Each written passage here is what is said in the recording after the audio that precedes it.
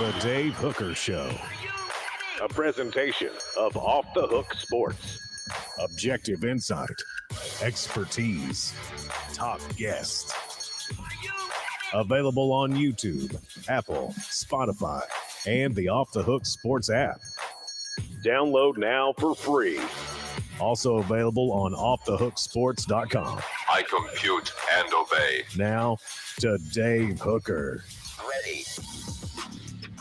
Here we go. I'm not sure which day it is. I'm not sure I will all week because holiday weekends really mess me up. Hope you had a fantastic one. Again, as I said on Friday, Memorial Day is not just Veterans Day. It's not just Armed Forces Day. It's about those that gave the ultimate sacrifice. So God bless to those families. And thank you so much for what you did, for what we're able to enjoy on a daily basis. And wow, what a weekend for me. Caleb Calhoun, as you know, some of the backstory there. Lost a close loved one, pet. And I know you have a puppy and you're a dog person, so that was tough. But at the same time, we persevere and we move on. How are you, Caleb Calhoun? I am good, Dave. I am sorry to hear about your dog, but you know that's got to be rough. I haven't personally had to put down a dog, even though I've lived with dogs my whole life. That's usually been my other family members, so I can imagine what that's like. Wasn't great, but we move on. Tennessee with a big football weekend, so we want to break that down. And if you haven't had a chance to check out what Caleb Giroux's been doing on offthehooksports.com, he was putting it in over the weekend time-wise, so he's been up and rolling all weekend while I had some questionable cell service. So we certainly appreciate Caleb for all he's doing in covering recruiting and really knocking it out of the park. So let's go ahead and get rolling with that. Let's get started as Tennessee with a monstrous recruiting weekend. It is time for Four Downs. Four Downs brought to you by Campbell, Cunningham, Taylor, and Hahn with Caleb Giroux. I'm Dave Hooker. Four Downs now brought to you by Campbell, Cunningham, Taylor, and Hahn. I don't have glasses or contacts. Here we go. Four Downs. Four questions. Four answers. The Dave Hooker Show. Four Downs. A presentation of offthehooksports.com. All right, first down as we look back on the recruiting weekend. If you have any questions, throw them at me at the message board. First down, how big is Peyton Lewis? The commitment that if you listen to offthehooksports.com, if you follow us on the Twitter and on our website, pretty much had a good idea that Peyton Lewis was going to end up at Tennessee. So not a surprise commitment.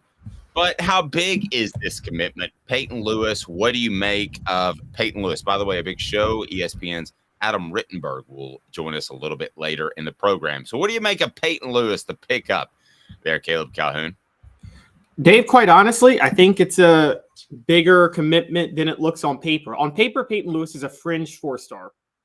Four-star on 247, three-star on Rivals, kind of vacillates between.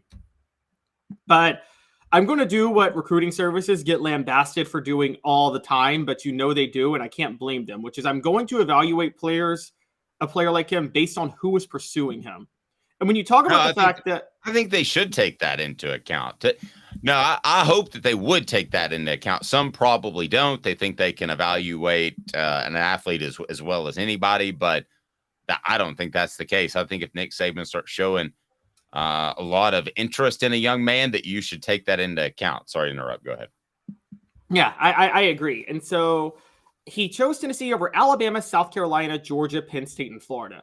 That's a pretty good collection of schools that wanted him. It wasn't like he chose Tennessee over Virginia, where he's from, or anything like that. He chose them over some pretty big name schools. So I would say that this is actually a pretty big pickup. He's uniquely tall for a running back, I would say, at 6'1". And depending on what Josh Heupel wants, I would assume that he's going to be your feature every down back. And if that's the case, he probably needs to put on 15 pounds. But one night needing to put on 15 pounds and you're more than 2 years from enrolling on campus isn't that big of a deal. So that you got plenty of time to put that on with summer workouts. So I think this is a great pickup for Tennessee. Honestly, I think it's a very underrated pickup. I think when you look at, again, every school on there is in the top 10 in recruiting this year, except for Florida, I think. But I think Florida's right fringe top 10. So I think this is a great move for Tennessee to add Peyton Lewis. Yeah, I think it is too. And I think the goal is to find that special tailback. I feel like they have. This is not a shot at Jalen Wright, who, if not for the fumbling issue, we would have seen more of last year. It's not a shot at Jabari Small, who continues to get banged up even despite adding the 15 pounds. But I feel like you've got a bunch of, to date ourselves a little bit, you got a bunch of Tony Thompsons, you got a bunch of Travis Stevens. That's not a shot. But I don't think that you have the elite, I'm going to hammer you down throughout the game type of tailback right now, nor do you have the home run threat yet. I think you'll have that with Dylan Sampson. But I think that if this offense finds a special tailback, which I don't think they have on the roster yet, as far as a complete 3-down type of tailback, and remember, they've got to do that with tempo. If they find a special tailback, it hits a whole nother gear and a whole nother level. I don't think you have to have it, but I think you really want to have it. Yeah, basically, they don't have Tony Thompson. I mean, they have Tony Thompson. They don't have Chuck Webb. Thank you. Yes, they don't have the guy. They've got the guy that if the blocking's what it should be, he's got the right vision and athleticism to get the yards he needs to get. They don't have the guy that a designed call for a 5 or 6 yard gain can turn it into an 80-yard touchdown run. They don't have that guy yet. And that's always, you're right, those type of running backs, those really special running backs you always want. Quite honestly, Dave, outside of all-purpose backs, Alvin Kamara is obviously an all-purpose back.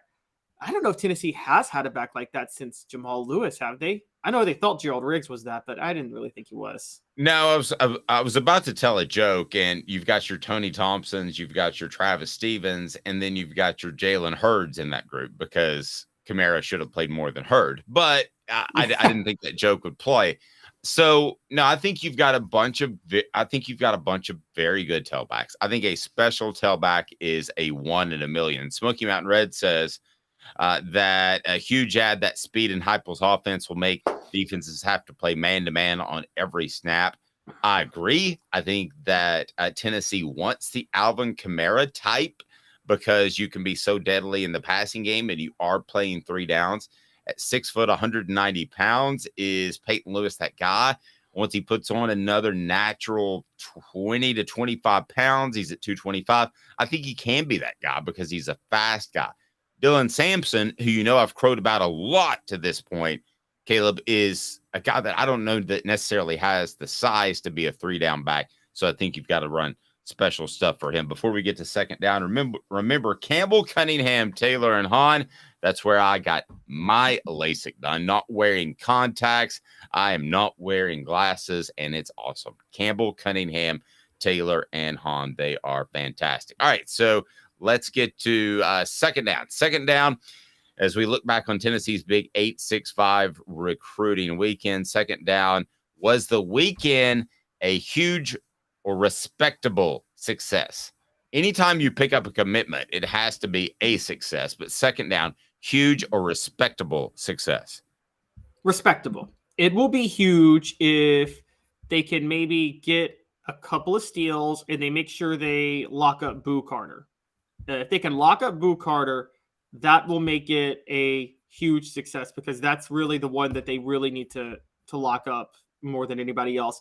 And if they get Sammy Brown, it's a success greater than huge. I don't know where you go above huge, but if they can get Sammy Brown and Boo Carter, those are the two to watch out for.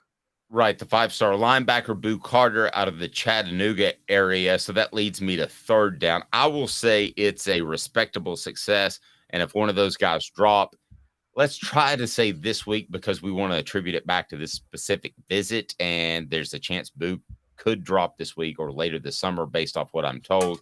So will the Vols get another this week? That's third down. I will actually say no. They don't pick up another commitment this week, but don't be surprised if you hear something from Boo on a Monday afternoon or Tuesday that he wants to go this week. Just based off what I've been told, don't be stunned if that happens. But I will go now as of this moment that the Vols do not pick up another commitment this week. I agree. And the biggest reason I agree is because the surest lock on this list, Edwin Spillman, who also might, I think, be the most overrated on this list, but that's a different story. But the surest lock on this list wants to take all his official visits before he commits, and that's not going to happen until the summer. So I think Edwin Spillman's going to commit to Tennessee, but he's not committing this week. Smoky Mountain Red says respectable. I'm going to say that too. I think if Boo drops on a Monday afternoon or a Tuesday, then I think that would make it a very commendable and huge, monstrous success. Sammy Brown, I just get the feeling that's a long play. Let's go fourth down, next get. I think you and I agree. If it's going to be anybody, it's going to be Boo Carter, right? Yes. If it's going to be anybody, it's going to be Boo Carter. Unless Boo Carter decides to drag this out, at which point, like I said, Edwin Spillman will be it. But I think Spillman's committing the minute he takes his last visit. He's going to commit to Tennessee next week. But let me tell you my thoughts real quick on Boo Carter, okay? First, I'm going to tell you Campbell Cunningham, Taylor Hahn. Campbell Cunningham, Taylor Hahn. I'm not wearing glasses. I'm not wearing LASIK. They're absolutely local, and they're incredible. Other eye offices will fly people in from Florida. You won't even talk to them. They called me on a Sunday night and just say, hey, how's it going? That's Campbell Cunningham, Taylor, and Hahn. They have the local individual vision centers as well, but when you need LASIK or you need cataract surgery for your eyes, Campbell Cunningham, Taylor, and Hahn, they've got it all. So check them out, Campbell Cunningham, Taylor, and Hahn. I'm getting a weird vibe from Boo Carter. I'm just going to be honest, that he's enjoying the process a little too much, that this is dragging on a little too much. I think he's going to end up at Tennessee. He has every right to take his allotment of official visits and take his time. But the simple fact is we're kind of at a scenario here where it's looked like Tennessee for a long time. So if not, why not pull the trigger? You had the transfer last year from high school to high school. It kind of feels like this could get a little bit interesting, and then maybe he's enjoying the process a little bit. Thoughts on Boo? I think he is, but is that a problem? I've heard of a lot of athletes who enjoy the recruiting process and they're still committed. I mean, you get free, you know how much you get free travel and a bunch of free stuff. I do the same thing, quite honestly. That's fair. I mean, you would like for a guy, if he's going to end up at your school, to go ahead and commit early, right? So that you get the momentum from it. But it's not necessarily fair to ask them to do that. So we felt like we had a question. Yes. So the shocking question is, given how much we know on the inside about this, the schools have to know more. So why are the schools willing to give him so much if they're pretty sure he's going to Tennessee? So your implication is you think he's really good? Well, no, what I'm saying is, why are the other schools so? Yeah, that's my implication, because they're working really. It seems like they're willing to go all out with these when they host him, knowing that Tennessee's a significant favorite. I feel like my understanding of recruiting is you don't really waste your time hosting, going all out with athletes are probably committed elsewhere. That's why I would argue it's a little bit disconcerting, because he could be telling other schools he's very much still in play. So yeah, I'll just throw that out there. I think that he ends up at Tennessee, but it's gotten to the point where it would be a bigger loss than a bigger get at some point, because his name's been on the forefront of recruiting for so long that if Tennessee were to lose him, I think it would be a monstrous negative. If they get him, it's pretty good. And I'm not trying to undermine his talent whatsoever. It just seems like this has gone on for quite some time. So Boo Carter, we'll see. He was there over the weekend. This is a group of guys that were already committed, like the Merklinger kid, and they're kind of recruiting each other, or they're on the verge of committing. So I think that's why you saw Peyton Lewis go ahead and drop. And then a change on Tennessee's roster. We didn't really see this one coming. At least I didn't. We will get Caleb's thoughts. What the H? What the? What was he thinking? Release the hounds. The Dave Hooker Show. Keep cool. A presentation of offthehooksports.com. So we have a young man entering the transfer portal, one that I did not think would happen. What can you tell us about some movement in Tennessee's football roster, Caleb Calhoun? Yeah, so defensive lineman Deshaun Terry has entered the portal. He had 6 tackles for a loss over the past 2 years, 3 sacks, 35 tackles. Has been a pretty solid rotational linebacker. He transferred to Tennessee from Kansas, was one of Josh Heupel's first transfer signees when he first took over, and now he's in the portal.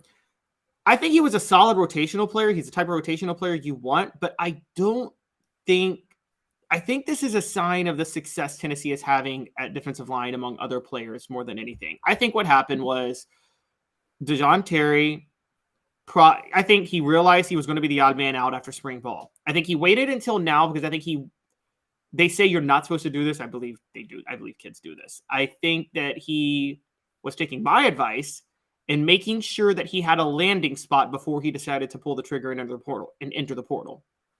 And so my guess is you're going to see him land somewhere pretty quickly after this. Yeah, and it may just be Kansas, right? Could he end up at Kansas? Back at Kansas? Yeah, I mean, I've already seen that possibly perpetuated by a Kansas website that wants that to happen, but I guess that's a possibility. He doesn't, to me, have the pedigree just to open up the door, and obviously doesn't have the pedigree to call Alabama or Georgia, right, and say I'm coming, or Ohio State, Michigan, any of those schools.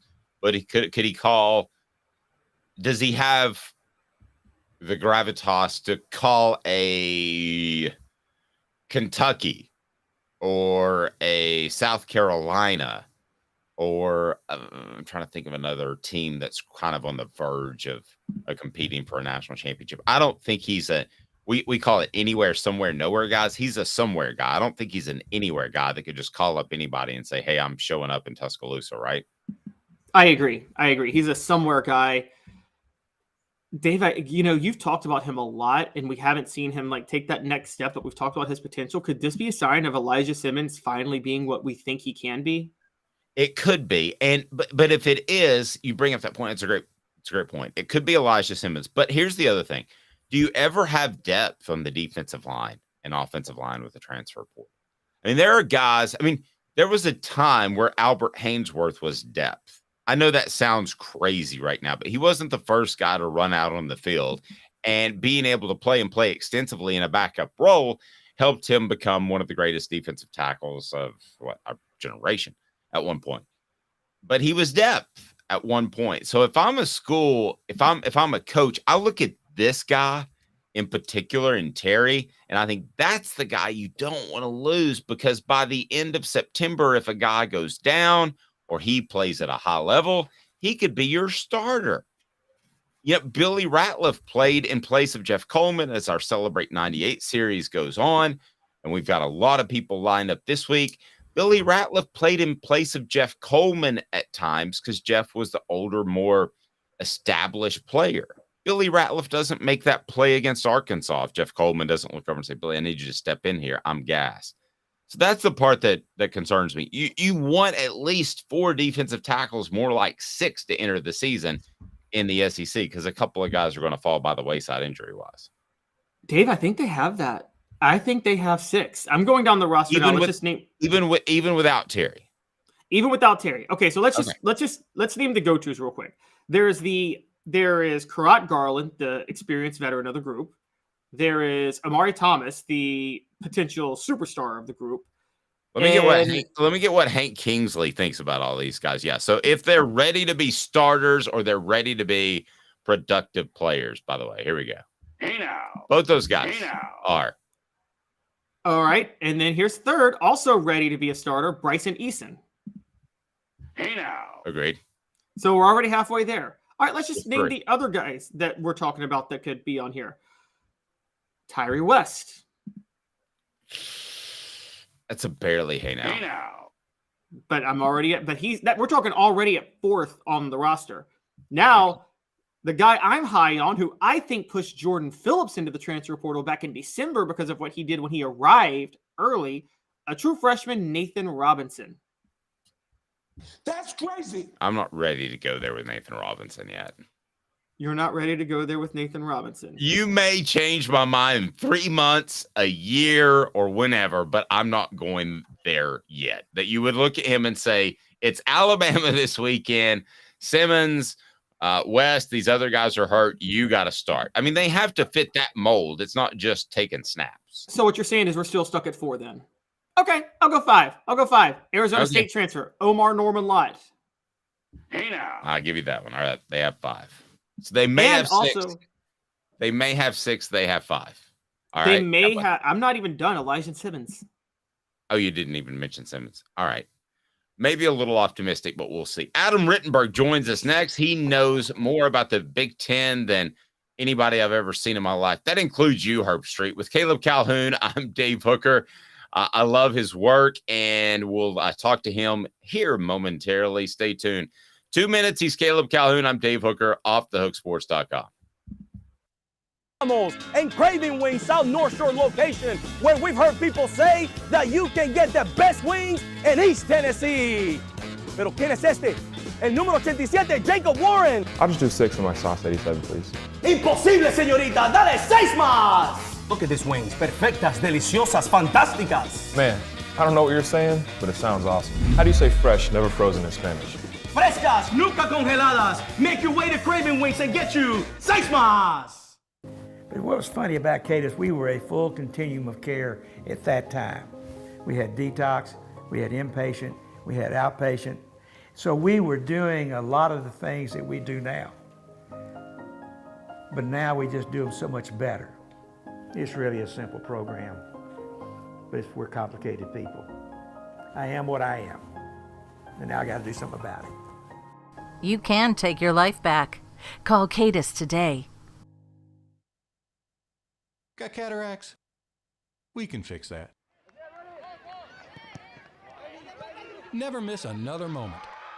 With a little help from Doctors Campbell, Cunningham, Taylor, and Hahn at cctis.com. Do you want to own the more that owns every job? Then get to Vassey Lawn and Garden in Cleveland and get you a Toro. I'm David Vassey, here to talk to you about Toro.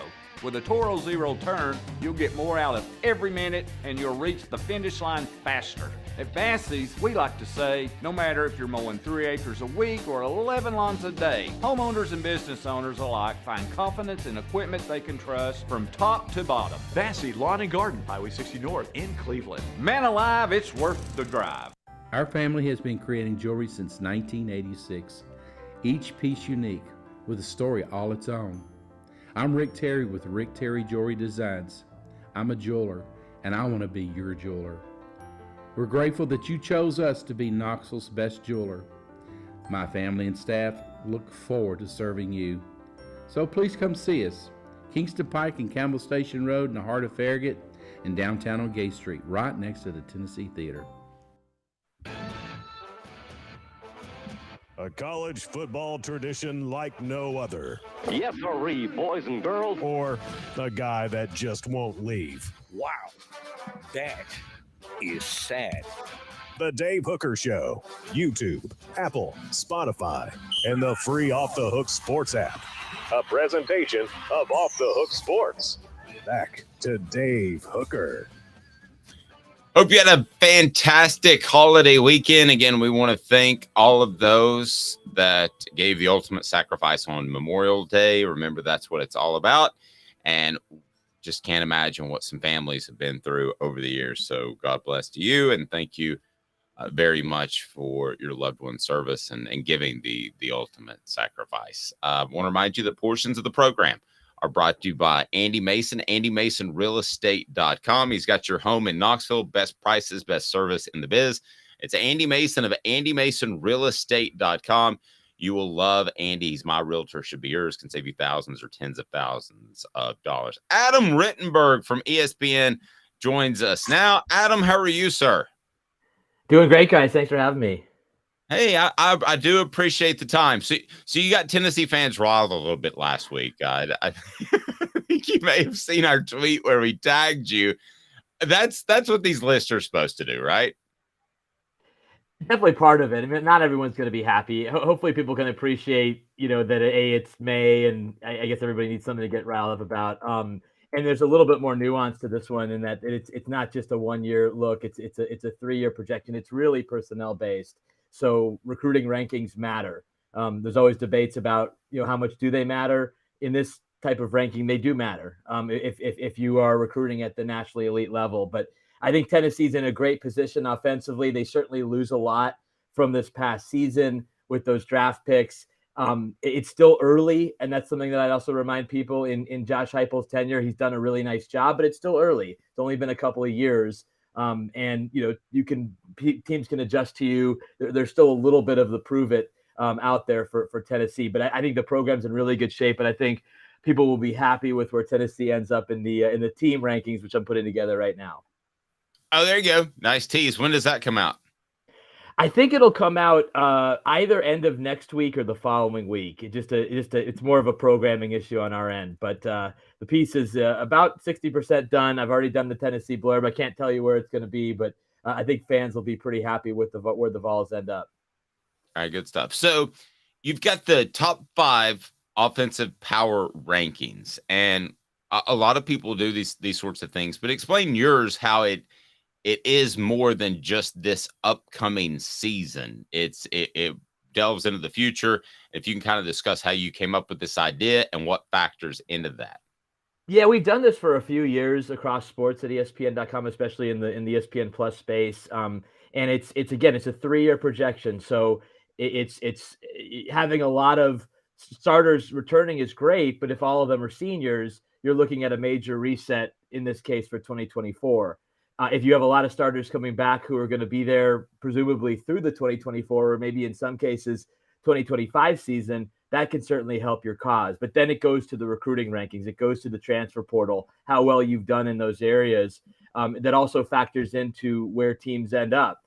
So, again, an offense that is senior laden and a team that isn't recruiting that well, you might be a little less bullish on that particular unit versus one where there's a track record of success, head coach, quarterback, guys going to the NFL, and then they're also doing well in both the traditional recruiting areas, but also in the transfer portal. So, for example, Florida State has done really well in the portal the last couple of years, and they've taken a step up offensively with a lot of guys coming back from last year's unit, which was pretty good. So, that's an example of a team that wasn't even ranked last year. That's ranked, I think it was 10 or 11 in the offense rankings, and will probably end up around the same in the team rankings this year.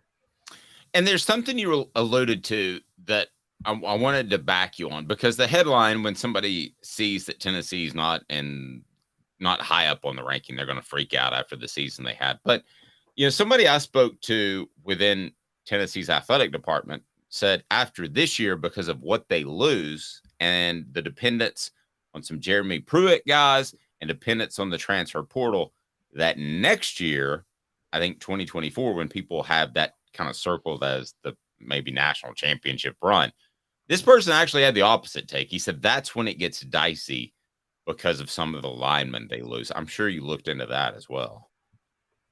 Right. Yeah. And again, people naturally, their eyes go to quarterbacks, and we do one of these specifically for quarterbacks for that reason. Quarterback position, I'm not going to ever minimize the importance of that spot and having insurance if, your starter doesn't play well or goes down with injury. Tennessee's in a pretty good spot from a quarterback standpoint. But the offensive line is huge. And, that's where I know you guys raised valid criticisms. And again, I'm here to take all of them. But, you look at what Georgia has done on the offensive line. It's an elite offensive line operation. Alabama, elite offensive line operation. Michigan's won the Joe Moore Award the last couple of years. And so you just have a little bit more confidence maybe at this point in Josh Heupel's tenure. That's not to say in a year we're having a different conversation, that Tennessee will be able to reload year after year and be an elite offensive line to run an elite offense. Those other programs are just a little bit more established at this point. And that's a critical spot because it's overlooked too often. There's just certain programs that have great reputations for offensive line play. Notre Dame is one of them. Notre Dame's trying to pick up in other areas. They've nailed the offensive line. Michigan has taken a major step forward as far as their offensive line play. Penn State, one reason why they are so bullish on this season and feel like they can contend for the Big Ten and the college football playoff is they finally figured out the offensive line. That was a spot that was lacking considerably. James Franklin went through several O-line coaches. They just couldn't get that spot right. If health holds, they should be one of the better offensive lines in the Big Ten this year. Florida State, the team I just mentioned, I did a story on this a few years ago. They may have been the most underperforming position group in the country, O-line, for a while. That's why they went through all those coaches, and they were just a disaster. They have now, thanks to Alex Atkins, Mike Norvell, gotten to a place where they feel pretty good about their O-line spot. This year's group, future groups, recruiting portal, they're able to bring in some good players on the O-line. So that's a critical spot. It's a good question. So, Adam, to the issue with Tennessee, I totally understand your point about the offensive line, and I'm going to name a couple of schools. You just named one who I think we feel safer saying they're going to have a better offensive line in the next couple of years in Tennessee, or they're more likely to. They're at least more sure. However, with the quarterback issue, how do you reconcile Tennessee having beyond Joe Milton, Nico Iamaleava, versus Alabama, who right now looks really, really desperate at quarterback? They don't look like they have their guy. And also versus Michigan, who, yes, I know they got Jaden Davis, but Jim Harbaugh doesn't really have the best track record of getting the most out of five-star quarterbacks. So comparing that, how do you reconcile putting those two ahead of Tennessee with that issue? Yeah, I think the Alabama one for sure is a valid concern because in the immediate, there's certainly a bit of red flags going on in Tuscaloosa. That's why you bring in Tyler Buckner, who's far from a savior. He's a guy that has a lot of talent, but still has to avoid those multi-interception performances and it's got to stay healthy. And I don't think he was going to beat out Sam Hartman this spring at Notre Dame. Their recruiting is still pretty good behind him, even if the two quarterbacks who competed this spring don't pan out. They have other guys who might be a Nico. You just don't know. We don't know if Nico is going to be Nico yet. That's a little bit of the unknown. Certainly Tennessee in the immediate has a better quarterback situation than Alabama. Michigan's an interesting case because you're right that over the course of Jim's tenure there at Michigan, they haven't been great at quarterback.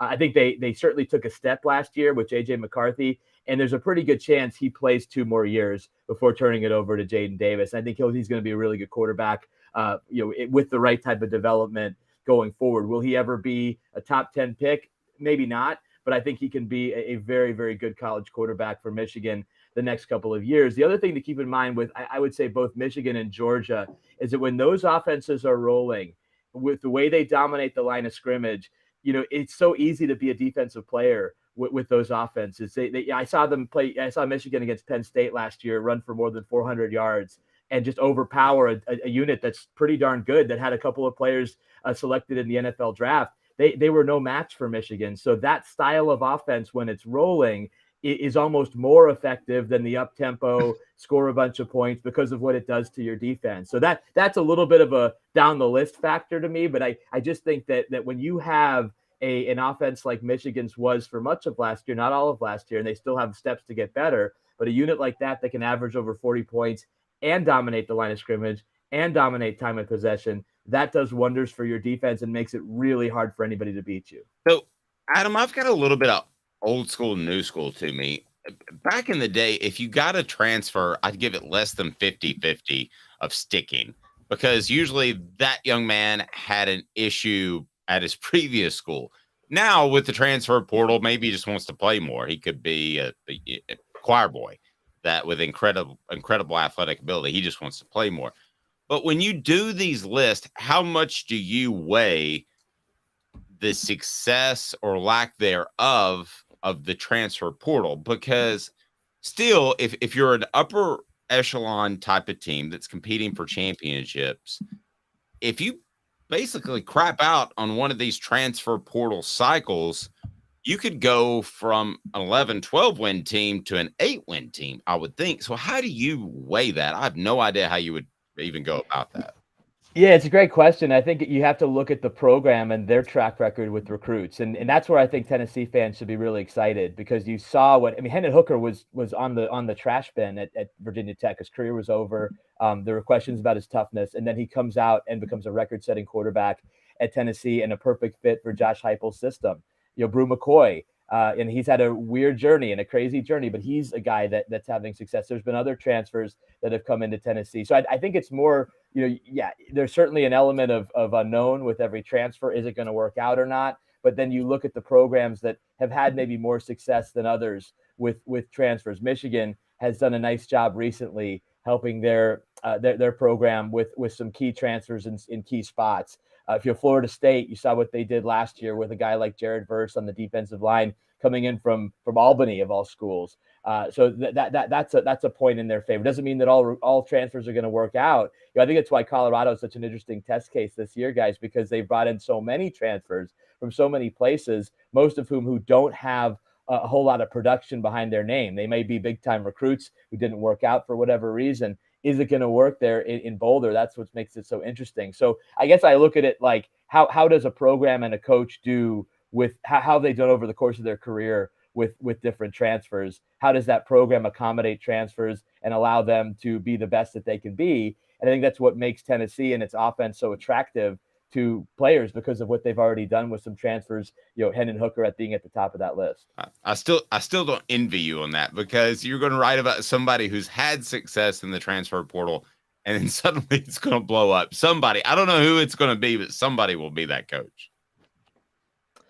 Yeah, I mean, listen, it's a part. Every coach has to deal with this year to year, and some of them aren't going to be as strong. But I think it's also, you look at which coaches. It's almost, at least at the quarterback spot, going to be almost a guarantee that they have a draftable quarterback, or a quarterback who's putting up numbers that really jump off the page. Lincoln Riley is at that point. What he's been able to do it with transfers, pretty good chance that a guy like Dorian Singer, who is an all Pac-12 wide receiver at Arizona, is going to go to USC and have a decent impact with an already talented group. He's obviously had tremendous success with quarterback transfers. Caleb Williams, I don't even know if that counts because he recruited him to Oklahoma, but he's obviously having great success there. So I think it's just looking at the coach, looking at the system. I wrote today for ESPN.com a story about DJ Uiagalelei at Oregon State trying to get a fresh start, and then 5 other quarterbacks around the country that are trying to get fresh starts. This is just part of the deal. Keaton Slovis, who was one of the players I wrote about, he's on his 3rd school, BYU. Maybe BYU's the place that brings out the best in him. Devin Leary going to Kentucky, trying to get that bump that Will Levis had a couple of years ago with Kentucky coming in from Penn State. So it'll be fun to track it in 10 years of the portal, which schools have done the best with transfers and which ones have fallen short. Adam, that's a perfect seamless transition, because that's what we were going to ask you about next, was the article you did today on the quarterbacks looking for a fresh start. And you saw quite a few interesting ones on there. Who of those do you think is the best of the quarterbacks looking for a fresh start, the most likely to have success this year? Yeah, it's a great question. My instinct is to say Sam Hartman, because he's of those 6 players that I profiled, he's not necessarily one who's coming off of an injury like Devin Leary is, or needed a scheme change like DJ Uiagalelei, or even Brennan Armstrong, who was a record-setting player at Virginia. He's essentially reuniting with his offensive coordinator Robert Anae at NC State, trying to recapture that magic. Whereas, Sam Hartman, yes, he has to learn a new system. It's a bigger stage. Notre Dame, not nearly as talented at wide receiver, I think, as Wake Forest has been. And so that's an area where he's going to have to make those players better. But, I mean, shoot, the guy's the ACC all-time leader in touchdown passes, number 2 in passing yards. It's hard to envision, Sam Hartman really struggling too much, with that type of experience at Notre Dame. But they're all interesting. Hudson Card, for example, at Purdue, they're installing the air raid offense there with Graham Harrell. He's really excited to be part of that offense. I don't think he necessarily has the talent around him. And that's what you kind of look at as well. BYU's got some talent around Keaton Slovis. He seems really comfortable with the coordinator, Aaron Roderick. Oregon State returns an all Pac-12 running back in Damian Martinez, so that DJ Uiagalelei, who, by the way, still has to win that job, if he is the starter, he's got some help around him. But I think in terms of just pure best, it's hard not to go with Sam Hartman, given what he's done over the course of his career. So if you would have not watched any games last year and just paid attention to the narrative of the NFL draft, I'm getting to a point here with Devin Leary in Kentucky, but you would have thought that Will Levis was John Elway stuck at Stanford when he was at Kentucky last year. Okay. And Dave and I talk a lot, like, we didn't see that. We thought Will Levis was a cause of a lot of their problems, quite honestly, last year. Do you think SEC teams should maybe fear Devin Leary even more at Kentucky? Is he because I think he might be better than Will Levis. I don't know what you think. Do you think he could be a real big threat to the rest of the SEC East? He could be. Now, there's a couple of factors here. Will Levis thrived when Liam Cohen was the offensive coordinator, and then Liam left last year for the Rams. Now he's back. That certainly is in line to help Devin Leary. I think the issue at Kentucky is, will they have the offensive line to allow Devin to be at his best? That offensive line for Kentucky had been a staple of theirs. I know their coach passed away a few years ago. It was a horrible situation. They did not seem the same to me. That doesn't absolve Will Levis and some of the mistakes that he made last year, because I agree with you. There were times where he was the reason that Kentucky was underachieving. I was there preseason, guys, and there was so much optimism around Will Levis. I remember talking with Mike Stoops coming off the practice field one day, and he was, he's obviously been around for a long time. He was just saying how that is one of the best college quarterbacks he's ever seen. And so some of it's on him, some of it's on the O-line, some of it's on the other pieces around. But talking to Devin Leary, I think when healthy and when protected, he can be a really effective player, and it's really an interesting player to watch. I mean, shoot, the SEC East quarterbacks, guys, are fascinating this year, because you now have Leary in Lexington, you have Joe Milton, and who knows, possibly Nico in Knoxville. You have Spencer Rattler back in South Carolina. Georgia's got a competition. Carson Beck looking like the guy there, but it's an interesting group, and who kind of steps out and becomes an all-conference level player on that side of the SEC is going to be really interesting.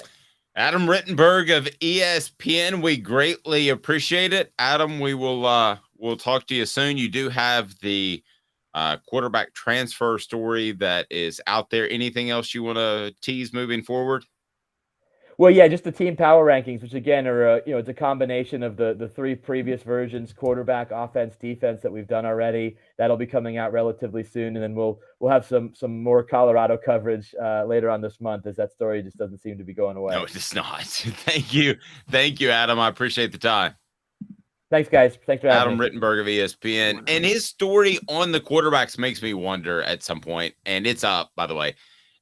Does Tennessee have a concern in that they're relying so heavily on the transfer portal? Yes. I mean, let's not debate that. I pride myself in being honest and objective with the message board, but listen, you're going to head into next season, heading into the 2024 campaign, and you've lost a lot, particularly on the offensive line. So are you depending on the fact that you'll get two offensive linemen that have chemistry, that are able to compete at a high level? This is different than Alabama picking up a Jahmyr Gibbs to fill a hole. This is Tennessee right now surviving on the transfer portal to get a Thornton to replace what they lost in the draft. We could go on and on and on about guys that they have gotten, obviously the quarterbacks, and the portal, the Peely to hopefully do what Jeremy Banks was supposed to do last year, at least statistically, maybe not as an impact player. He's a different kind of player. But do you see where I'm going here, Caleb? I mean, Tennessee right now has to hit on 75 to 80% of the transfers they bring in to keep playing at a high level. At some point, I don't think that's sustainable, which leads you back to high school football recruiting. And we brought that up, and it sounds like a wet blanket for some people, Caleb, but it's the facts. That still is the most important thing, not the transfer portal. Yes, and that leads to, there's two things that make this crucial. This next month may be the most crucial recruiting month in Josh Heupel's entire career at Tennessee. I didn't know you were going there, but I don't think you're over speaking that at all. I don't think that's hyperbole whatsoever. Yeah, I agree. It's he has to build his class for 2024. Then if he does that, if he has the recruiting month that he needs to have, then they need one more transfer portal all season where they go buy a bunch of talent with NIL money and whatever. And then they'll be ready to go for 2024 because they'll be stabilized with the transfer portal talent and then this elite 2024 recruiting class. And then 2025 comes and they can recruit again pretty well. And the 2024 class will be ready to step in and start playing. I think usually elite, like particularly on average, a 5-star is almost always ready to go by his sophomore year, right? A true 5-star. Well, he should be, or he's probably at that point, you wonder if he's a bust.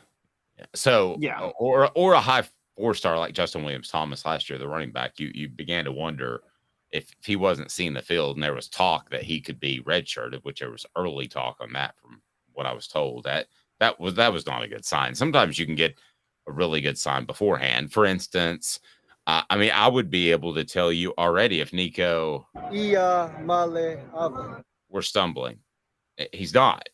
He's not stumbling. So, but if you want to look back at the 2023 class that was signed by Tennessee, it is 10th if you want to use the composite ranking, but Nico obviously is the headliner of that class. So is a guy like Ethan Davis, who is a little bit more of, I do believe, a project. So is a guy like, I think Arian Carter is going to be really good, but David Hobbs, is he going to be ready for year one? Same thing with wide receiver Nathan Laycock. I don't think he's going to be ready for year one. I don't think he needs to be. Cam Selden, the athlete at running back, is a 4-star guy. But I'm going down the list of the 4-star guys, and I've got to go pretty far down to find a Larry Johnson III, an offensive tackle out of Hutchinson Community College. So that's not even high school recruiting. Bison Lang, who I've heard good things about recently, and I think will be a player, a little bit more of a project. 3-star guy, 6'5", 335 pounds, needs to trim down a little bit. And then you get to the transfers pretty quickly. You also have Aiden Bussell out of Mount Juliet, but he's a 3-star guy. I mean, Tennessee needs to have 3 or 4 4-star guys that are committed on the offensive line each and every year. Caleb Calhoun. And you figure 2 of those will bust because the old rule in recruiting is 50-50. So you figure 2 of those will bust. So you walk away with 1.5, 2 good prospects each and every year, Caleb. That's where you've got to be, not depending on the transfer portal each and every January and May. Yes, exactly. You need 3 to 4. And for those who question my second-year rule, we always talk about the Georgia trio here at Tennessee in 97. They all emerged in 1998. That was their breakout year, was 98, after they kind of flew under the radar. But you're right. You got to get 3 to 4 4-star offensive linemen. And you're right. You know, no more than 2 of them being bust. I mean, I go back to you don't want to go back here, but Dave, you don't want the 2002 class with Brandon Jeffries, Rob Smith. I'm pulling it up now. Heath Benedict, all highly touted linemen. None of them, I don't think, ever saw the field, did they? No, Heath Benedict ended up being a player. He at another smaller school, and I want to say he passed away shortly before he was drafted. Really? I'm sorry. I should have. Yeah, no, that's fine. But he and Philip Fulmer didn't see eye to eye. Rob Smith ended up playing a good. Well, I mean, we could take any year, but if you want to take the years under Philip Fulmer, for instance, I guarantee you there was a player or 2 that contributed to the offensive line at a high level, and it was at the very least a 2-year starter in each and every one of Philip Fulmer's classes. I don't think that's a huge, monstrous statement, is it? And that's not going out on a limb. But there were offensive line heavy classes in which your percentages were so bad it caused issues. Like, okay, the class I'm bringing up now, the 2002 class. Heath Benedict, Michael Munoz class. Where's the Michael? No, that was a 2000 class. Okay. But this one had 4. It had Heath Benedict, Rob Smith, Brandon Jeffries. None played for Tennessee, and then Cody Douglas, who I do think played for Tennessee, but I don't think he ever lived up to his 4-star billing, honestly. And you can't miss. Put it this way: you can't miss on all 4 linemen when they're all 4 and 5 stars in one class. No. That'll set you back.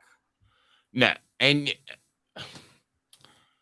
I don't want to get into the recruiting rankings every single day, but they're going to get boosts and they're going to get stars by certain publications. So I'm going to tell you if a guy's really a 5-star or really a 4-star, or if he's actually a 4 or 3.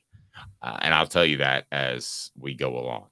It looks like the one decision that'll come out of SEC spring meetings this week is how many actual permanent opponents will SEC teams have, and how many SEC teams will they play each and every year. Coming up, what's best for Tennessee, what's best for other SEC schools, what's best for the conference.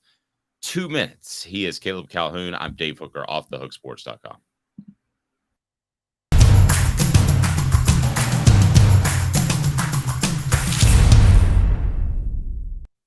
Don't forget to check out our Celebrate 98 series. Coming up, we'll have the Travises, Travis Stevens, and Travis Henry. Back with you in 2 minutes. Sun, sand, and salt water, the beach is a very relaxing place. Unless you wear contacts. Ow! Open your eyes to the best the beach has to offer with LASIK vision correction from Campbell Cunningham Laser Center. Ah. Hi, Mike Davis here with City Heating and Air, reminding you to always dare to compare. Our team provides quality local heating and air service, installation, and maintenance across East Tennessee. We use only the best equipment like American Standard heating and air conditioning for your residential, new construction, or commercial needs. Honesty, dependability, and customer satisfaction have been the cornerstones of our business since 1961. City Heat and Air. Dare to compare.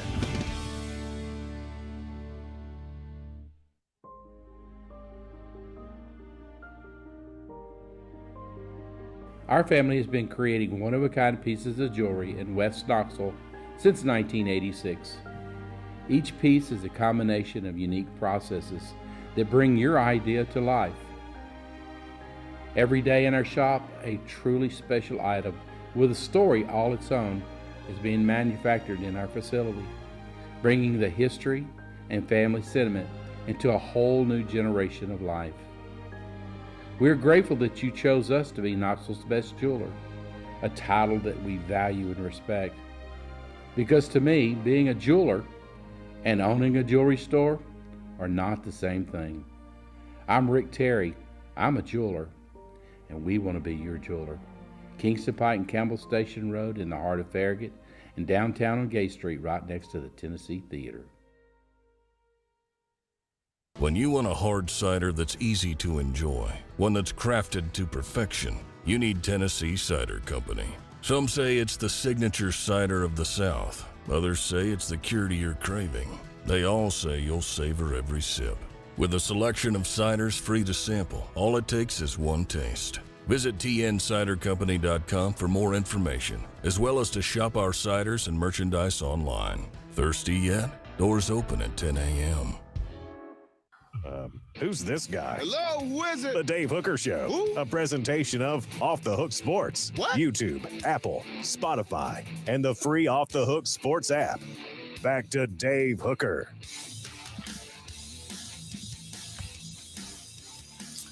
What do we got coming up, Caleb? Are we going to get into the almost comeback wins because you're going to really stick that knife in and twist it concerning the Celtics coming back from 3-0 only to twist an ankle and not show up in Game 7? That was great.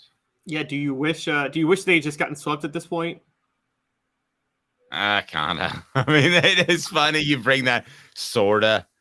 Because, I mean, the plan was I wasn't supposed to. We took a long weekend for my anniversary. The plan was we were going to get up early and on Tuesday morning and drive home. And then when I heard of Game 7, well, I wanted to watch 7 with my son on Memorial Day, right? Hoofed it out of there, and at one possession, Jason Tatum turns his ankle, and I knew that it wasn't happening.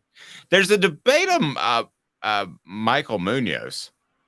And I don't know why that's suddenly cropped up as a great offensive lineman for Tennessee. I thought he was very good. I thought without the Munoz name, he was just good. I didn't think that he was great, but there seems to be a lot of people that think he's great. And yes, Rocky Top Tom, Travis Henry is coming on. All of them are coming on.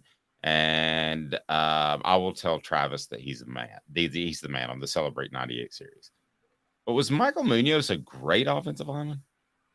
No, No, I remember watching Michael Munoz, and you could ask my brother, who was a little bit older than me, was hardcore Tennessee fan, and just like I was, and he was frustrated that Aaron Sears wasn't playing over Michael Munoz earlier in their careers. And now the only thing I'll say is there is the intangible factor and the leadership factor, and Michael Munoz was a great leader of that offensive line. I mean, after he graduated after 2004, you and I both know how out of shape the offensive line got in 2005. And I think that's because they didn't have a leader like Michael Munoz on that team, on that unit right there. But so leadership, he belonged somewhere on the line as a starter. But yeah, look, I'm sure you saw the raw potential in Aaron Sears the minute he stepped on campus, didn't you? Yes. No, I mean, Aaron Sears was a dog. I mean, he was one of the best offensive linemen that's ever played under Philip Fulmer, and that's saying a lot. So, I mean, he was very, very good. Michael Munoz was a good player who had degenerative knee issues early on. By the way, Mr. Jones asking if T. Martin is coming on. Yes, he is. So we've got a lot to get to on that, and we may have an announcement of another publication coming out shortly if I can ever get my ducks in a row. Thank you, Caleb, for helping out on that. By the way, what are you sporting? Like a Miami Vice type jacket? Is that what's going on? No, it is kind of a Miami Vice jacket with a old Hollister shirt. I have now canceled Hollister because the Abercrombie & Fitch CEO was just really, really mean and you know. Wow. Look at your man. Okay. But I got this before I found out he fat shames teenagers. Oh, well, I didn't know that. I'm not even completely sure what that is. Fat shames. Okay. How does he do that through his clothes? That's a whole nother discussion. What do people need to do? Jacob Warren. What's up, everybody? This is Jacob Warren asking you to like, subscribe, and share. Dave needs this. He does. All right. It is time for today's tough question. And I want you, the message board, to be incredibly interactive. If you're not, then I'm going to get very frustrated because this is what it's all about. Today's tough question brought to you by our friends at Craft Treats, crafttreats.com. Get the promo code 20% off with Off the Hook. Use the promo code Off the Hook. Get 20% off. Boom. Here we go. Today's tough question. Take a side. Take a stand. The Dave Hooker Show, a presentation of offthehooksports.com. D, I saw your post on the YouTube page, and I was about to respond to it during the show, but I have like a rule of not responding to it during the show. So, but I will respond to it. We've got 3 up right now of the Celebrate 98 series. We've got Jeff Coleman. Pardon me. We have Billy Ratliff as well. So we're off and rolling. Who's our third, Caleb? I can't remember. Like the worst. Eric Westmoreland. Yes, Eric Westmoreland. So this week I don't have my list, but we got the Travises, we got Steve Johnson, we'll have them all eventually. There are 3 out there right now, D. So you're correct. All right, so 8 or 9 opponents, 8 or 9 SEC games each and every season. I want to go down the pros and cons of both. What do you think of the concept of 8 or 9? Because it will have a big difference on the amount of permanent opponents. Will have a big difference on the landscape of what SEC teams are able to do. So what do you think, 8 or 9? I mean, I think it's owed to the fans for there to be 9. That allows a little more competitive balance. So it's not completely, if you do this one division, 16 teams in a pod system, it allows for at least a little more competitive balance where there's not a giant distance in the type of schedules 2 different teams will play. And it's just better games in general. You look, for the sake of fans don't deserve Texas, San Antonio, UConn, and Austin P all together. Amen. Amen. And you're going my direction. Keep preaching. Yeah. So I think it's 9. I will say this. I understand why the schools want to do 8. And this leads to something I have to bring up again, and I've harped on this.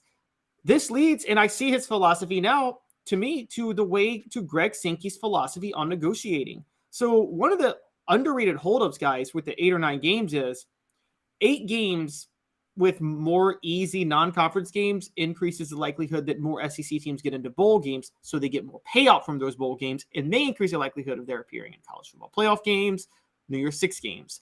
The reason they're doing that is because Greg Sankey did not negotiate a good deal with ESPN. He should have demanded twice as much as what they offered him. He negotiated that deal before Texas and Oklahoma joined. And it sounds like ESPN is like, yeah, we're sticking with this sweet deal y'all gave us where we massively underpaid. And so I would say, I understand the school saying, hey, if ESPN wants the marquee games, that's why they want 9. They want more marquee games. I understand the school in the SEC saying, if you want marquee games, if you want more marquee games, give us more money. And Sankey is against that philosophy. He came out yesterday and he said money follows. And I'm like, no, money leads. It doesn't follow. I'm sorry. No. Here is exactly what you you need to think about with the two schedule models. And it's SEC spring meetings that are going on right now in Sandestin, Florida. An 8-game model would have members play one assigned SEC rival annually, plus 7 additional opponents that rotate in alternating years. A 9-game model would have members play 3 assigned SEC rivals annually, plus 6 additional opponents that rotate in alternating years. Here's the deal. You definitely want 9. And the reason you want 9 is a philosophical reason of that the SEC is going to be considerably better. So while you may play a Vanderbilt, really that's pretty much it right now, because we've seen Missouri and Kentucky have good seasons. Obviously South Carolina last year. So while you may play a Vanderbilt, and that may be a part of your 3 assigned SEC rivals on the 9-game opponent, well, good for you. I mean, that's probably going to be Tennessee, and I don't know that anybody else is going to have a surefire opponent as part of that 3 assigned SEC rivals, but there is Vanderbilt. So that helps Tennessee. But regardless, you want to see more SEC games. You want to see more SEC teams playing each other. That's my big picture philosophical thrust of this if I were making a decision. I want to see South Carolina play LSU, even though it's not a tradition right now. But I want to see more SEC games on an annual basis. So that's where I am. I think it builds the conference. I think that right now with the 12-team playoff, if you went 8 games and I'm an athletic director, I'm sitting back and I'm Mr. Burns. And I'm very, very intent on scheduling 4 cupcakes. And my non-cup cupcake is going to be like a Virginia, which is still a cupcake. It just has a bigger, more known name. So with a 12-team playoff, you're going to have 4 cupcakes if you go with an 8-game model. Whereas a 9-game, you've got 9 bona fide SEC teams. So that ain't a cupcake. Now you can do what you want to with the other 3. Philosophically, that's where I am. You agree or disagree, Caleb? Philosophically, I'm with you. Philosophically, I'd keep the divisions. I'd want 2 8-team divisions, move Alabama and Auburn into the East, Missouri into the West, and you play the divisions every year, because I think philosophically, it's more important to have annual rivals. That drives the conference. I mean, Tennessee playing Auburn, Tennessee losing their annual rivalry with Auburn was, a gut punch to a lot of older fans when this division changed in 1992. If Tennessee lost Alabama every year, and forget Tennessee, Alabama, I mean, how many rivalries would go by the wayside? Annual rivalries. People care about things like the series record in these rivalries, getting revenge, things like that. And if you do the 3-6, it gets a little better, but it's still Tennessee, South Carolina is one of the rivalries. So they're going to lose Kentucky and Georgia and Florida. And so I think that's where philosophically, I'm for the divisions. Still, I understand where the SEC is coming from not doing it. I will say I understand, but I would say that ESPN's got to pony up, man. This is too good of a deal for them. They should be willing to pony up more money. I'm not questioning that deal like you are, because I think the SEC's got something else in their back pocket. I don't think they make bad deals. And I think that they take into account the Marty and McGee show, for instance, talks a lot about the SEC. I think they take into account that ESPN is going to move towards being a very big proponent of the SEC and what they cover on SportsCenter. So I think some of that stuff is tough to put an actual value on, Caleb, but that's why I did like the deal. So if we're sitting here having the conversation and the deal is strictly what it was on paper, and you're not promoting the heck out of the SEC on SportsCenter every single night in the fall over other conferences, then yes, the SEC got the short end of the stick. But I think there's a gentleman's agreement that they're going to be covered at a very, very high level. I go back to the NHL. Was it Gary Bettman? And when ESPN signed up the NHL again, which they didn't have them for years, here's exactly what Gary Bettman said. He said, well, if you guys do half as good of a job of covering me as you did burying me, then I should be very happy with this deal. So you can get buried by ESPN. I'm not saying the Big Ten's going to get buried, okay? But Do I need to see a feature on an Oregon State quarterback who's never going to be relevant because of all the changes in conference realignment? Or would I rather see a story on a linebacker at Kentucky that could mess up Georgia or Alabama or Tennessee's title run? I think that's what you're going to see, and that has some value to it that may not be actually on printed page, if that makes sense. That probably does. They still could have gotten probably $2 billion more out of the deal. Agreed. There's they didn't get the best deal. There's a happy medium somewhere between what you're saying and what I'm saying. Yes, because the ESPN they're going to be incentivized by that. You don't have to worry about the gentleman's agreement. ESPN is going to be incentivized to cover the SEC no matter what, because they spend all this money on the SEC. It's not like the NBA asked ESPN to overcover them, as we know they do. ESPN's like, we spent a lot of money on the rights to NBA games. We need to cover them to make sure people are watching.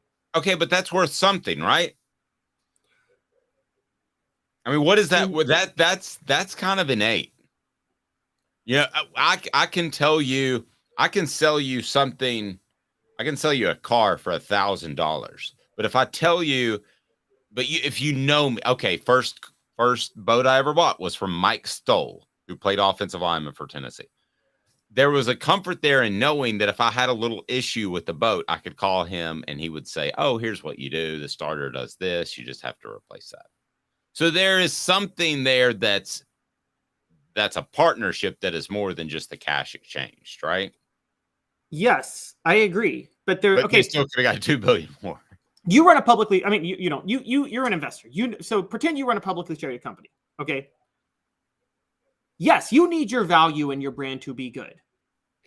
You also need people to think that you're more valuable than you are, don't you? Yeah. I mean, yeah. Okay. That's the problem with the SEC. The SEC is what Greg Sankey is doing is making the brand second to none. Best brand in America. By far. One, you don't have to work that hard. It already is the best brand in America. And Greg Sankey is making that brand superb and amazing. But the thing is, if you're going to make the brand superb and amazing, you should have some negotiators to negotiate a superb and amazing deal. You need people to perceive you as more valuable than the Big Ten. And right now, networks still don't perceive the SEC as more valuable than the Big Ten. That's stupid. They are more valuable than the Big Ten. There are 10 SEC teams probably in the top 20 that bring in revenue, and maybe 4 in the Big Ten, maybe 5. And the Big Ten is getting deals worth twice as much. Yes, misnegotiated, but here's what they did. The Big Ten was like, hey, let's get the money first, and then we'll do some horse trading to make sure it works out. And they'll probably be okay with that. Whereas the SEC is going, let's make our brand on rock solid foundation as great as possible, and then see what money comes with that. I'm like, okay, no, make your brand rock solid, but you need to have negotiators to make sure you get more than properly paid for that brand. Okay, so let's say it's a 9-game schedule. Who wins, who loses? I actually think Tennessee is going to be one of the bigger winners because of their ties to Kentucky and Vanderbilt. You're not going to leave Vanderbilt out, so let's say it's a 9-game schedule. That's a permanent opponent. Kentucky might be that. Alabama might be that. You would think that either way, it's not going to be Vanderbilt, Alabama, and Georgia, right? So Tennessee probably loses Georgia if they go to a 9-game and they don't continue with the divisions. That's good for Tennessee. Who's it bad for? I think it's bad for Alabama. I think Alabama, if their 3 permanent opponents are LSU, Auburn, and who else has been kicked around that Nick Saban Tennessee. got riled up? It was LSU, Auburn, and Tennessee. Tennessee, of course. I mean, that to me is pretty daunting. You have, and I'm not saying just because of recency bias. I think Auburn's always going to play you tough. I think LSU, even with a guy like, what's up, Hook? Even like with a guy like Ed Orgeron, I think that you can still play for championships and be a tough out. Now you do have a Josh Heupel at a Tennessee. I think Alabama is probably the loser in the 9-game schedule out of all the schools that I could point out. Yeah, that's why they're heading to Destin this week with Nick Saban favoring an 8-game schedule when Nick Saban has ranted about wanting a 9-game schedule for the past 10 years. But knowing what, I don't blame him for that either. So yeah, Alabama's a big loser. I'll tell you what, Tennessee's a winner either way. They're a winner on the 3-6. They're also a winner on the 1-7. Because if it's the 1-7, Tennessee's permanent opponent is Vanderbilt. every year. So what is the 1-7? If the conference does 8 games, Okay, you'll have 8 one games. permanent opponent. Okay. You'll have one permanent opponent and 7 rotating. Tennessee's one permanent opponent is going to be Vanderbilt. Yeah, I mean they do win either way, and you could certainly. I just don't want to see schools be able to be at Tennessee or anybody else be able to play 4 Patsies. I don't want to see 4 Austin Peays because I think if you go with the 8-game schedule, there's no reason not to do that from a pragmatic standpoint. Get in the playoff, see what happens, and that's exactly what you're going to see. Well, yeah, not just get in the playoff, get to a bowl game because again, the payouts, the revenue from bowl games. And this is what the SEC is looking at this weekend. This is why I keep saying the deal with ESPN was relevant. Was there's an incentive now to make sure you maximize there. You know, there's payouts for conferences that put teams in the playoff, conferences that put teams in bowl games. By the way, I don't know if you guys know this, but this is a really big issue that they haven't figured out with the 12-team college football playoff yet. There's payouts to the conference per team that gets in the bowl games. What happens, Dave, when the SEC puts 4 teams in the playoff? The Pac-12 puts 1 team in. Like the SEC is getting 4 times the revenue for the playoff. That's going to be an issue that's going to be a sticking point for a lot of other schools. And the SEC is going to sit riding high on that. And that's another incentive for them to stick with 8 games. True. Okay, so before I ask you what ends up happening, I'll remind everybody it's brought to you by crafttreats.com. Crafttreats.com, absolutely phenomenal for your pet. They can help with the arthritis issues. They can help with the social anxiety. They can also help with, how about digestive issues? Because they've got the CBD derivative in there, the chill pills. Go to crafttreats.com, use the promo code Off the Hook. The promo code Off the Hook, get 20% off. That's right, 20% off. And all you got to do is go to crafttreats.com. They have non-CBD treats as well, but use the promo code Off the Hook to get 20% off homemade, holistic, fantastic pet treats. So do they end up with 8 or 9? Who are the permanent opponents and how strongly do you feel? I think Greg Sankey on Memorial Day evening passed along the message that he really, really wants 9. It's not his decision. It is the ultimate decision of the schools. However, I think it's going to be 9, and I think that's where you're going to see it sit. And some people are going to get the short end of the stick. Some people are not. But I believe that it's going to be the 9, and I think Tennessee's 3 will be pretty simple. It'll be Alabama, it'll be Kentucky, and it'll be Vanderbilt. I think that Alabama is the loser because of permanent opponents. And somebody asked, they're already playing LSU and Auburn and Tennessee. Well, they are, but they would continue to play those teams even if they went away from division play. So that's where it gets challenging. I think Alabama is the significant loser in this regard. That's a pretty tough trio to play each and every year. You go into the year saying if you go 2-1 of those 3 teams, you've had a good season, and that's not what Alabama is used to. So I'm going to break from you a little bit. I don't think Tennessee's are very obvious. I think it's actually going to be Vanderbilt, Alabama, and South Carolina because they have to find 3 teams to play South Carolina. And so I think that's going to be Tennessee's 3rd team. They're going to lose their rivalry with Kentucky. I'm with you. Alabama's the loser. I'm also with you. They go to 9 games. And the reason I think they go to 9 games is there has to be some level of confidence in their commissioner projected. And look, Dave, the way you and I feel about Greg Sankey, we're kind of a little bit on. I don't say I have no confidence in Greg Sankey. I know that you're very bullish on you think he's 5 steps ahead of all of us. And maybe he is, but I'll tell you this much. For his sake, the SEC better do 9 games because if they go 8 games, that is a first sign of maybe a lack of confidence in Greg Sankey as the commissioner, given how much he's pushed for 9 games and how hard he's pushed for it.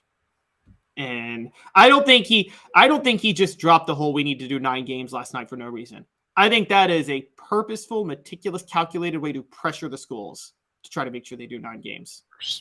No question in my mind. All right, a new feature that we've got, and we want to get your input from the message board. It is time for Smoky Hot Takes as we look back on Tennessee football history, and we'll probably do some other schools as well, but they wouldn't fit well under Smoky Hot Takes. So Smoky Hot Takes today, as we get off and rolling, is brought to you again by our friends at Craft Treats. Go to crafttreats.com, use the promo code Off the Hook. Sports, and promo code off the hook gets you 20% off. All right, so Tennessee's biggest almost comeback, because the Celtics almost came back from 3 down to win a series. They did not. Thank you for pointing that out, Caleb. I really appreciate that. It's very nice of you. All right, so biggest almost comebacks are what? It's quite a few, and I want to know where you're going to go on this. But I don't know where I'm going to go on this. 2 that really stand out to me are 2016 Texas A&M. Tennessee, if you guys remember, started off 5-0, had the Dobbs nail boot Hail Mary game. They had come back from 4 double-digit deficits, 2 3-score deficits against Appalachian State, Virginia Tech, Georgia, and Florida to get to 5-0. They're behind by 2 touchdowns to Texas A&M. They score, cut it to 1, and then Texas A&M has a first down. They can run out the clock, but their running back keeps running, and he fumbles the ball out of the back of the end zone for a touchback. Tennessee goes down to score, tie it up, and loses in overtime. Should have gone for 2 at the end of regulation, but Butch Jones was never smart enough to think that far ahead. So that's an almost comeback. The other one is 2003 Auburn, where Tennessee couldn't stop the run and couldn't run the ball and fell behind 28-7. And Casey Clausen honestly almost single-handedly led them back to win that game, but threw an interception late. Okay, I'm going to go way back. All right. This is not a huge, monstrous comeback, but I'm pretty sure they were down. How about James Banks in that Georgia game? Yes. He played quarterback, and that was the game that cost them Chris Leak. You and I talked about it recently. They weren't down by a tremendous amount, but I just thought that they were not even in the same class as Georgia, given a quarterback issue because Casey Clausen was hurt. And James Banks, to me, kept them in that. They had the ball down about 4 points, I believe, on in Georgia territory, and they ended up stalling there. So, to me, they felt like they were down, and maybe you can pull up the box score as far as how far they were down. I remember that specifically. You're right. They were down 18-0 in the fourth. Okay, so they're down 18-0, and they almost pulled that game out. It would have been one of the most painful Georgia losses in the last 25 years during my career, basically. It would have been one of the most unexpected wins in Tennessee football history when you have to go with James Banks running the ball around like a crazy person and really not completing much except for design throws and flat passes, and they just didn't throw down the field a lot. It was an extended running game when they did throw the ball. So that would be the one that they almost pulled off. But it's weird. It was their costliest almost comeback because they almost came back because Banks played so well and CJ Leak went out there first that it cost them Chris Leak and probably threw off their recruiting for the next 3 or 4 years because that was the plan. Yeah, so, it was a domino. A huge domino effect, Caleb. Led to the 05 disaster and at quarterback. No, you're right. That's a good one. That's a really good one. 2000. Yeah. So the one I brought up. Here's the other funny part about that. Would they have been better off just to play, as far as the program, just to play CJ Leak, lose by 20 points, and get Chris Leak as your next quarterback? Oh, I think so. I mean, particularly when you lost out, unless you were trying to make James Banks happy for his future, and you lost out on James Banks anyway because he wouldn't put the work in. So, I think you knew you were going to lose out on James Banks eventually. I think that was the one chance for him to have a major impact on Tennessee's football program. Yeah, yes, that's probably true. Oh, it's funny. 03 Auburn, the one I brought up was the year after. Another one. So a couple that stick out to me, Dave.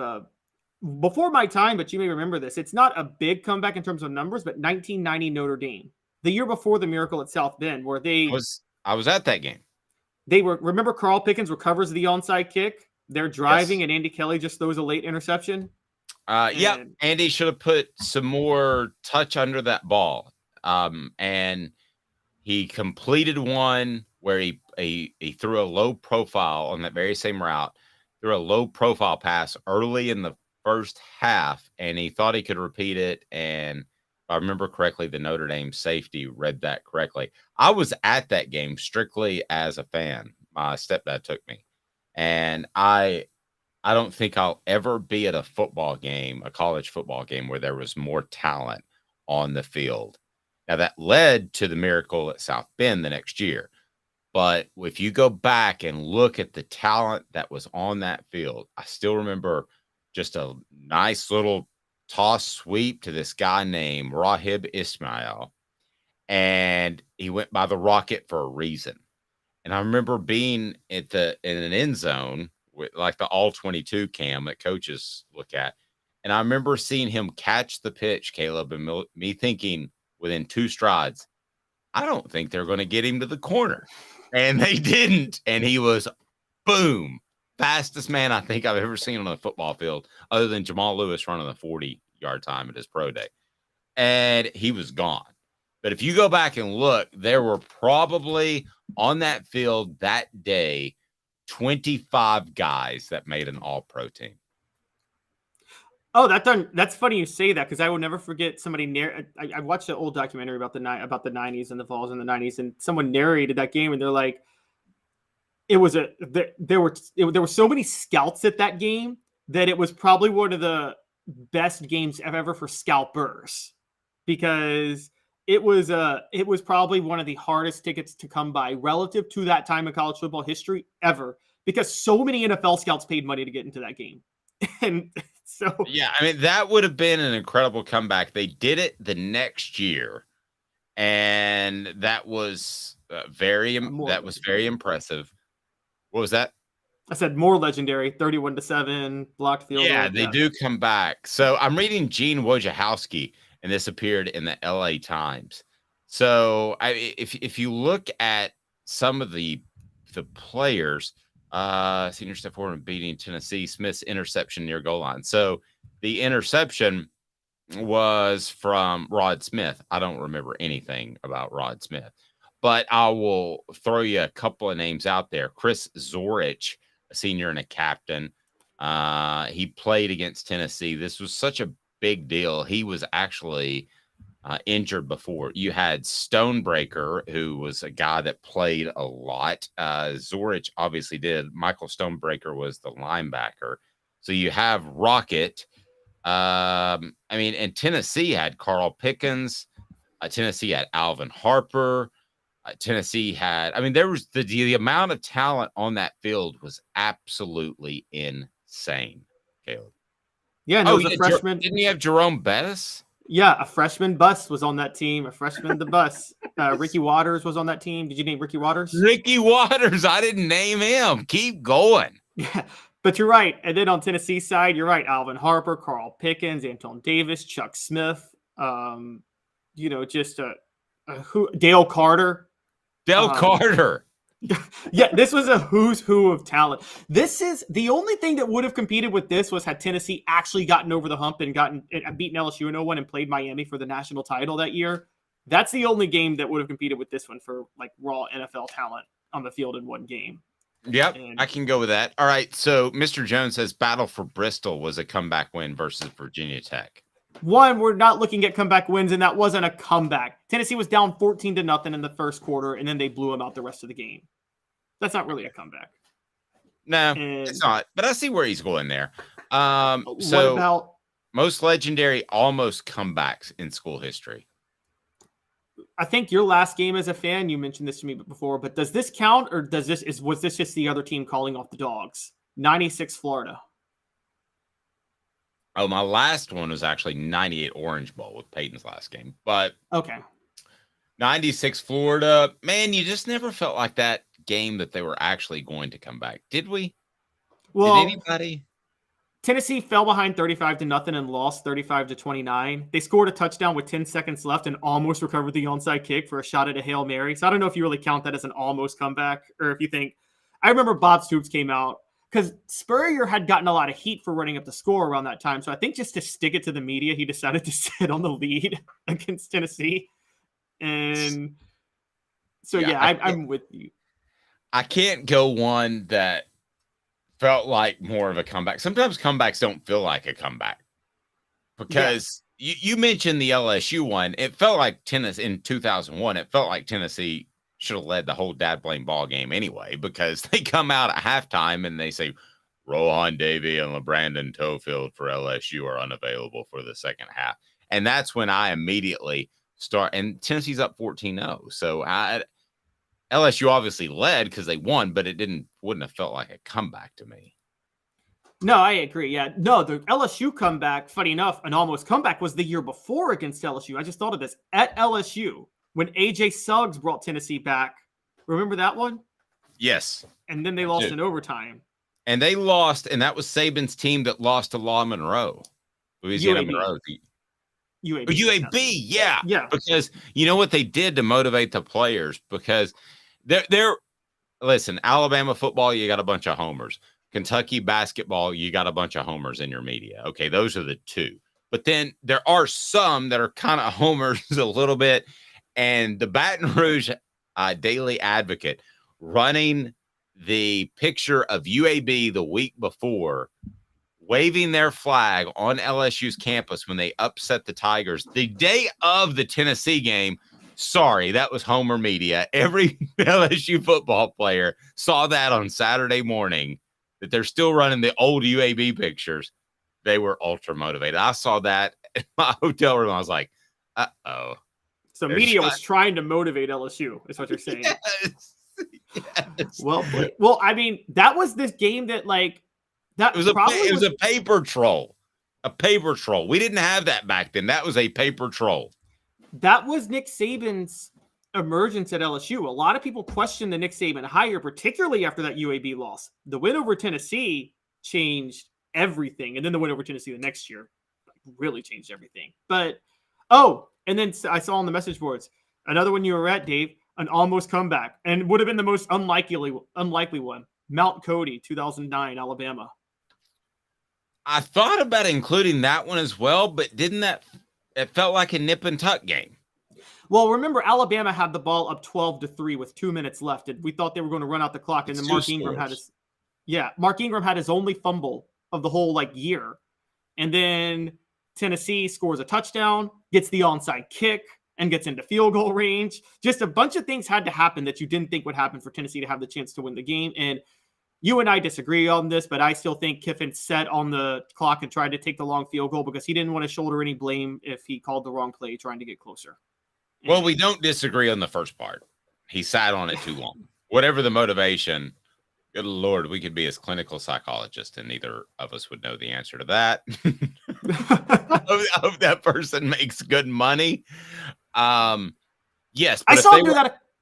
Sorry. Go ahead. I saw Pippen do that a couple times. Like at Florida that year, I saw him play clock management just so he wouldn't lose by a lot, so he could sell something to recruits. If they were down 2 scores, then I will say yes, that would be number one. Because even if you beat Notre Dame in 1990, they were never down 2 scores to LSU in either of the games we discussed, were they?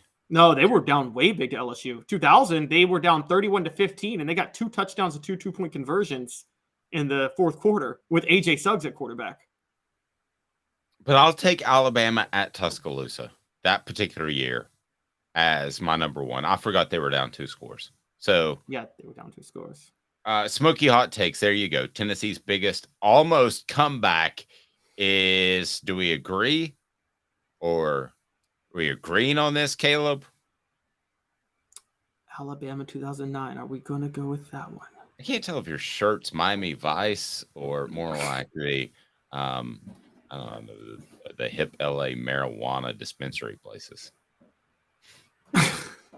I'm gonna still go. You're the Woody Harrelson of the SEC. Oh my gosh. I'm gonna still go with 03 Auburn because that cost Tennessee the SEC East, where they were down 28-7. They scored 2 touchdowns in the fourth quarter. Clausen converts a 4th and 13, then draws a late hit, and he's in the red zone, and you're so sure he's going to score a touchdown to win the game. And he throws an interception, his only bad throw of the game. Smoky hot takes. There it is. Be sure and comment below the biggest almost comeback in Tennessee football history. We'll have more from SEC Media Days throughout the week. Looking forward to that. He's Caleb Calhoun. I'm Dave Hooker. This has been a presentation